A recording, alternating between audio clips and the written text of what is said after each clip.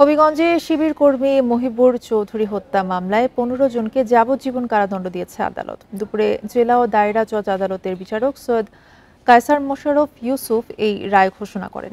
রাষ্ট্রপক্ষের আইনজীবী জানান, ২০১৩ সালের ১৭ জুন মহিবুর রহমানকে ডেকে নিয়ে যান তার চাচাতো ভাই জেলা কৃষক লীগের সহসভাপতি শফিকুল আলম চৌধুরীর লোকজন।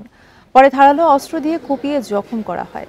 স্থানীয়রা তাকে উদ্ধার করে হাসপাতালে নিয়ে গেলে চিকিৎসক তাকে মৃত ঘোষণা করেন। পরদিন নিহতের ভাই বাদী হয়ে ২৩ জনের বিরুদ্ধে হত্যা মামলা করেন। তদন্ত শেষে ১৯ জনের নামে অভিযোগপত্র দেন তদন্ত কর্মকর্তা।